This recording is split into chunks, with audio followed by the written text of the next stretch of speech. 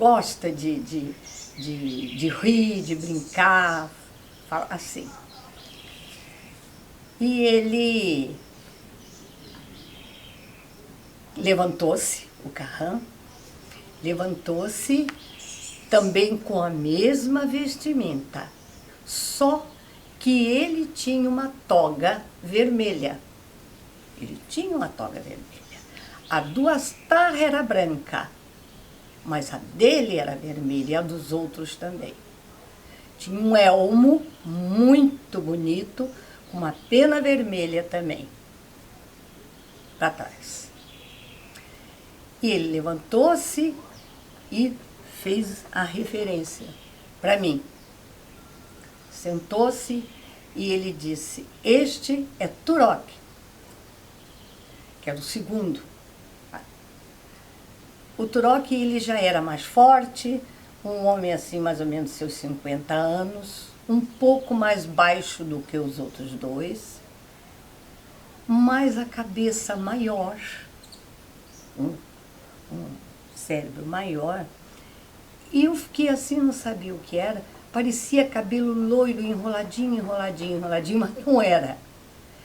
Era o cérebro dele, que o couro que transparente, a gente via o cérebro dele, muito sério.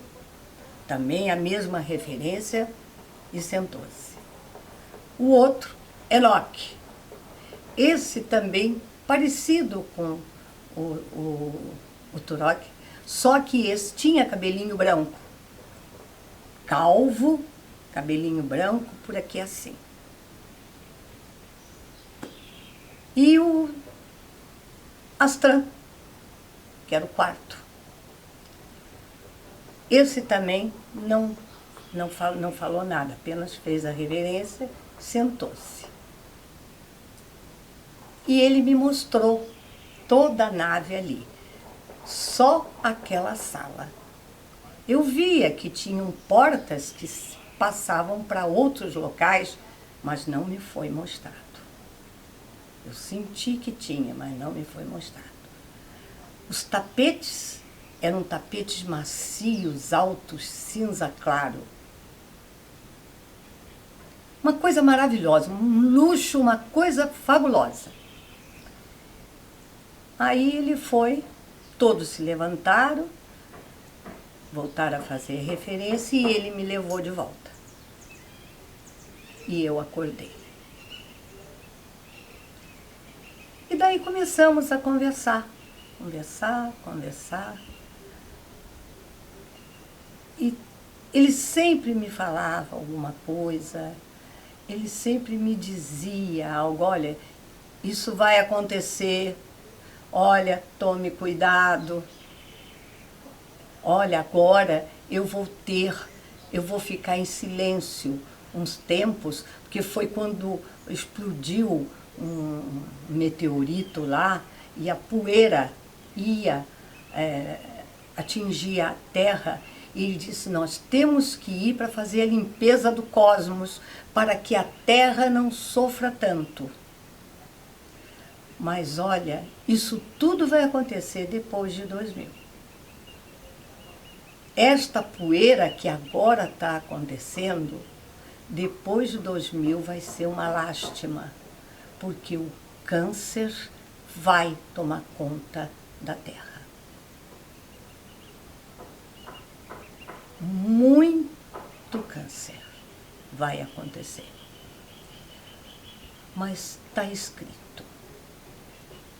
É para ser. E, de vez em quando, ele sempre me avisando, me dizendo. A última vez que ele falou comigo foi pouco tempo atrás, há uns 4 meses por aí. Nós fazemos nossa caminhada e nós íamos, porque na frente da minha casa tem um aeroporto e nós gostamos de caminhar ali porque tranquilo, não tem movimento. E tinha uma coruja E ela veio voando, pousou no cerne ali da cerca. E eu fui andando de encontro a ela, porque eu acho linda a coruja, eu adoro uma coruja, acho ela branca, e ela me olhando. E eu fui indo, fui indo. Quando eu cheguei assim uma distância de até menos de 2 metros dela, ela bateu asa e foi embora. Eu disse, não precisava ir embora, eu só queria falar com você, conversar com você. Não precisa ter medo de mim. Não precisava você fazer isso. Aí eu fui. Na mesma hora ele disse para mim, mas você também não precisa ter medo de mim, você teve. Você, o dia que me conhecer, você vai ver que você não precisava ter medo de mim. Logo depois tive um sonho que eu estava num quintal, num terreiro assim do local onde eu morava, e aquela chuva de meteorito, e veio aquilo parecia uma bola de fogo. Veio e pousou. Caiu ali na minha frente. Só que quando caiu, não era um meteorito. Era uma fênix. Porque era uma pomba grande. Aí, aquele homem levantou-se, apontou o dedo para mim e disse, não saia daqui. Espere que eu venha te buscar. Eu virei te buscar. Não saia daqui. E eu acordei. No dia 7 de dezembro de 1996, sofremos um acidente.